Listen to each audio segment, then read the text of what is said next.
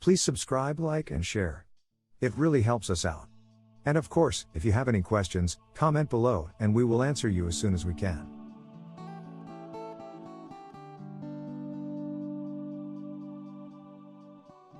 Welcome to another video in our series on IGCSE Geography. In today's lesson, we will be looking at Theme 2, Development Dynamics. If you haven't seen our previous videos, click on the card above.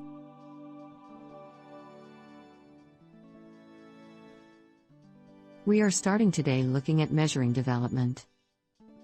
Development is the idea of what 21st century life should consist of essentials, such as access to clean water and electricity, access to services and opportunities. Development can be measured in lots of different ways using indicators, depending on how you view development. For example, if you think wealth is important for development, you measure a country based on its economic indicators. Whereas if you think the health and welfare of a country's population should determine their development, measure using social indicators. We will look at a list and explains different kinds of indicators for measuring development. Let's start with economic indicators. Firstly, GDP and GDP per capita. This is a measure of wealth and mean wealth through income. A high GDP per capita could represent a high-earning population and productive workforce, but GDP per capita could be skewed by very rich minorities, even if the majority of the population earn very little. Next, the poverty line. This is the number of people earning less than $1.90 per day. In the UK, 0.2% of the population earn less than $1.90 per day, whereas in Zimbabwe, South Sudan, and Madagascar, over 70% of the population live under the poverty line. Lastly, economic inequality. This is the difference in wealth between the richest 10% and poorest 10% of the population. The larger the inequality, the less wealth is shared across the population and the fewer who benefit from the economy. Next, let's look at social indicators. Firstly, life expectancy. This is measuring lifestyles and health. Life expectancy is an estimate of how long a person will live, made when they're born, based on predicted advances, current services, and the risk of diseases. Next, literacy rate. This is the quality of education which correlates to economic output. A well-educated workforce tends to earn higher wages. Lastly, infant mortality rate. Quality of healthcare and attitudes towards children. Infant mortality is important since infants are some of the most vulnerable people of society, so are more likely to catch disease and infection or suffer from malnutrition. Now, environmental indicators. Firstly, pollution levels. This is the volume of pollution in the air and water will show how wasteful a country is. It also shows whether a country has developed its technology to become more efficient and less polluting. Next, area of woodland or green space. The more open land a country has, the more pleasant it is to live there. The proportion of woodland lost or gained can reflect the government's attitude to the environment. Developments through technology have changed the way we measure development. We have also learned that development can be interpreted differently for different societies. Some countries value particular factors more than other countries do. Using different measures and indices can result in countries ranked differently for development. Firstly, Human Development Index. The Human Development Index measures a mixture of factors, ranking each country between 0 to 1, where 1 is the most developed country. The index takes into account 1. Income and inequality between the highest and lowest earners. 2. Levels of education, or how many years that children will spend in school. 3. Life expectancy. The top 5 countries on HDI are Norway, Switzerland, Australia, Ireland, and Germany. The bottom 5 countries on HDI are Niger, Central African Republic, South Sudan, Chad, and Burundi. So, what are the reasons for trends in top 5? Using the Human Development Index, the most developed countries, shown in dark blue, include Northern America, Europe, Ireland, Japan, South Korea, Australia, and New Zealand. This may be because these nations have large economies and advancing technology or quaternary industries, resulting in a high GDP per capita. Cities and towns are well structured, With strong infrastructure and transport links, excellent supplies of clean water, electricity and food to households. Most of these nations have free education systems, with opportunities to progress on to further education, like universities, or into employment and apprenticeships. So, how do countries develop? All countries follow the same pathway to becoming developed. This can happen over a series of years, decades, or even centuries. We can draw this pathway into 5 stages, which we call Rostow's modernization theory. Rostow believed that countries pass through 5 stages as they grow economically and become developed. This development can be shown as stages of growth over time. Firstly, traditional society. The country's economy is based predominantly on primary industries, such as agriculture, small-scale mining, foraging, and fishing. There are low levels of technology or scientific knowledge which can limit the healthcare that the locals receive, as well as making farming more manual. However, countries in this first stage have traditional cultures, religions, and values, which might not be seen anywhere else in the world. Secondly, preconditions for takeoff. The country starts to create resources that are in demand around the world. The country hasn't started trading internationally, but they are starting to mine, farm, or collect resources that they might later sell for profit. For example, this could include mining for minerals and metals or learning to farm cotton. Thirdly, take off. The country rapidly industrializes, so many businesses choose to invest or start a new company in the country. The country will start to trade valuable resources, such as minerals and cotton, but without manufacturing it first, so they make a small profit. More and more families choose to work in industry rather than agriculture, which earns them a higher wage and more regular income. A good example is that farming is seasonable, but industry gives you a job all year round. Local services develop and cities grow. Next, drive to maturity. The growing economy might not solve a country's problems at first, such as pollution, poverty, and sweatshops. However, over time, businesses will develop and the government will earn enough tax to improve the country and control these problems. Industries that pollute or exploit their workforce are fined until they leave. This leaves behind good job opportunities, attractive cities, and a good economy. Lastly, high mass consumption. The final stage is for the most developed countries. These countries have a high average income, so most families can afford more luxury items, such as chocolate, televisions, washing machines, and laptops. At this stage, families in this country have a good quality of life and good access to services such as healthcare and schools. So you can choose any country in the world and try to match their development to a stage in Rostow's model. For example, the UK and USA are both at the high mass consumption stage, whereas India is at the drive to maturity stage and Ghana is at the preconditions for takeoff stage. You can also imagine a developed country in the past, and match up the stages of development to different times. For example, think about the UK's development over time.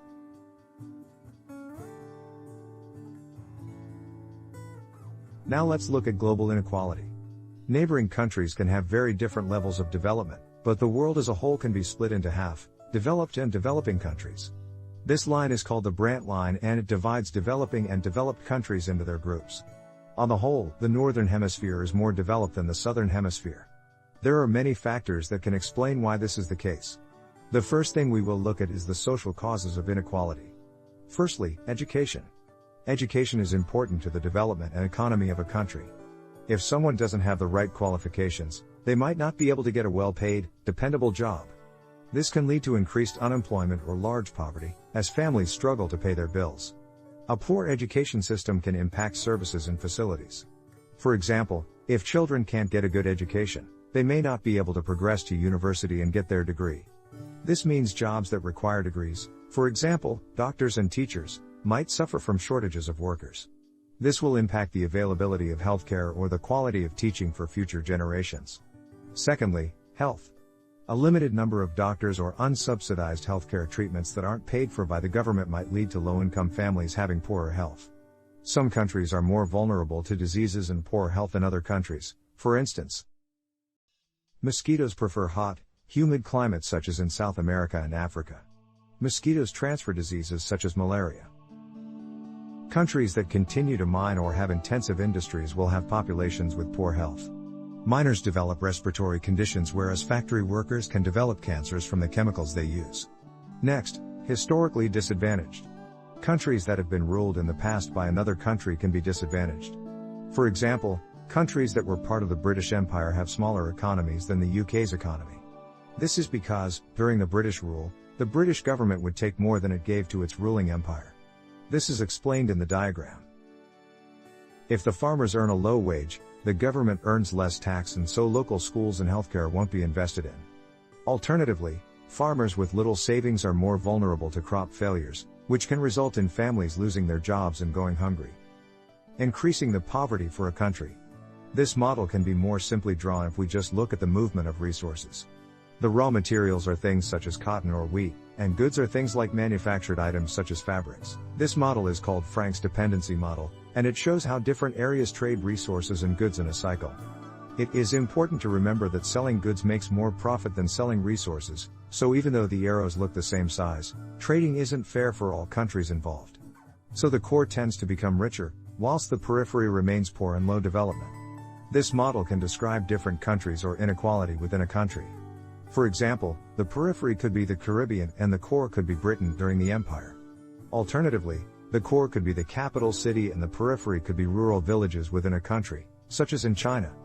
There are many countries that Britain took advantage of during the British Empire, lasting from the 17th through to the 20th century, including many Caribbean countries as well as some African nations. This allowed Britain, as well as other European countries that had colonies at the time, to develop ahead of its colonies. This development gap is still present today. Thinking about this further, neocolonialism. Colonialism is the direct control over a country by another, for power, money and to take resources. However, some countries can be controlled and influenced indirectly. This is neocolonialism. Nowadays, countries aren't ruled by another country as part of an empire, but they are still influenced and sometimes exploited. For example, influential countries, for example, China and the USA, could influence ally countries through trade agreements or politics to agree to what they want. Here are some examples of neocolonialism in the world today. 1. China pays for fishing rights off the coast of many East African countries. China is able to feed its growing population legally but may overfish, which damages the African coral reefs. 2. Many UK businesses pay foreign manufacturers to build their products, for example, so their clothes, construct phones and technology. In other countries, workers' rights may be less strict and wages could be lower, which means the UK business might minimize costs and so earn more profits. Next, let's look at environmental causes of inequality. Firstly, climate. The climate of a country, this being the annual characteristics in weather patterns, can affect whether a country has many resources to trade. Countries with a large number of resources to sell will have stronger economies, so they tend to be more developed as the community improves and the government can invest. If it regularly rains, the population can collect fresh rainfall to drink. Countries with regular rainfall tend to suffer less from waterborne diseases, which is good for people's health. Having a large amount of rainfall can be good for a country. If more rain falls than the population needs, a country could store and sell the excess water to a neighboring country.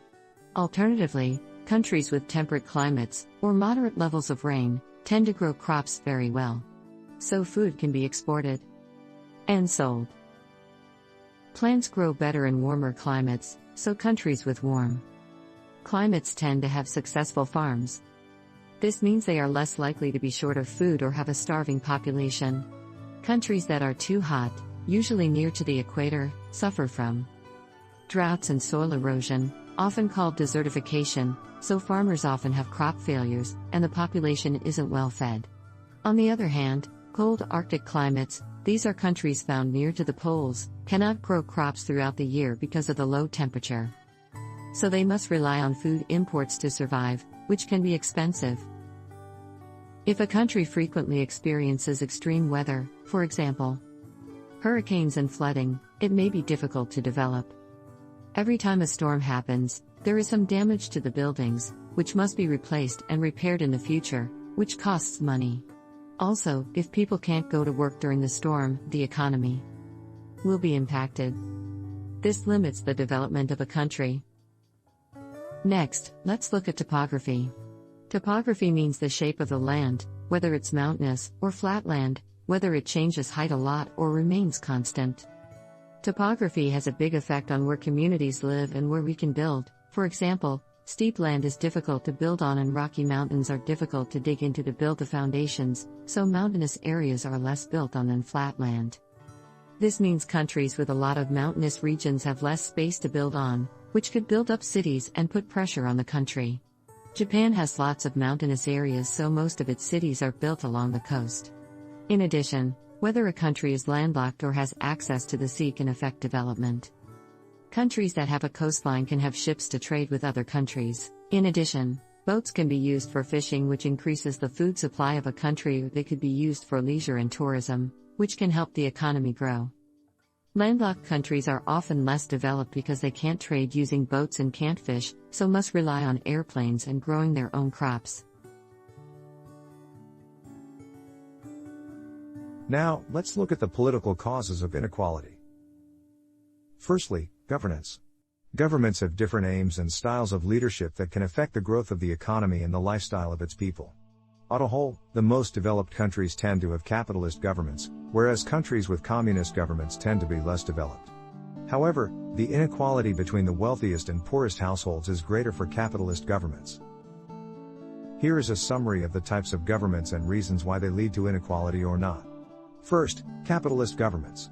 These are governments that focus on economic growth by allowing businesses to run themselves. Examples are the UK, the USA, and Germany. These economies become highly developed as businesses encourage jobs and the population tends to be wealthier on average. The government receives business taxes, which they invest in local services such as schools and healthcare. However, inequality is very large between the richest and poorest, as businesses can take advantage of the poorest families to make money. For example, using factory workers on zero-hour contracts or minimizing their wages. Secondly, communist governments. These are the governments who try to equal out the spread of money, so everyone in the country has fair access to resources. Examples of this were the old USSR, and now, China and North Korea. There is little economic inequality since everyone in the country is on the same wage. Businesses are owned by the government, so workers are less likely to be exploited. There is, however, political inequality for many communist governments, as people in power can get better access to services or can become corrupt and make more money. Sometimes, communist governments stay in power and limit the voice of the people. But, it is important to remember that not all governments follow this trend. Some communist governments can be more developed than capitalists. Next, international relations. Not all countries have the same number of ally countries. Countries with more allies have more opportunities to trade, and so can earn more profit and their economies grow. Alternatively, if one country is in need, allies can provide aid in the form of money, water, food, or emergency supplies. Therefore, countries with better international relations are more developed than others. That brings us to corruption. You should compare any measure of development with how honest you think a government is. Not all governments declare the correct numbers and instead could lie about statistics to make their country look better. Countries that are likely to lie about statistics tend to have corrupt governments. Corruption includes 1. Governments who force themselves in power or to stay in power for longer. 2. Police and government who receive bribes to change laws or ignore criminal activity. 3. Money goes missing, especially aid, which should have gone to benefit the population. 5% of global GDP is spent corruptly, bribing officials or lost money in governments. Governments who aren't being lawful or aren't helping their people may lie to cover up their wrongdoing. So it is important to identify countries of high corruption. What are examples of improving development? Countries might want to improve their development to grow their economy and improve the population's lifestyle. Schemes can be planned by the government, top-down projects, or by small non-government organizations, bottom-up projects. These different schemes will be targeted at different groups of people, with benefits and disadvantages. First, top-down projects. These projects tend to be large-scale, expensive constructions that try to improve a fundamental need, generating more electricity and collecting more clean water. These decisions are agreed upon by the government and large international businesses and can take many years to complete. Some examples of top-down projects include Three Gorges Dam in China. A major dam to store clean water and produce electricity. Favela replacement, Brazil. Constructing new houses for the residents of shanty towns. The HS2 Railway, UK. Building railway lines to improve commuting. These schemes can have a mixed impact on the country. Top-down schemes tend to be large-scale, so will benefit a large community of people. Due to the large construction, many job opportunities are created to build the project from unskilled laborers to civil engineers. Locals have little voice in the project, and some small villages may be evicted against their will.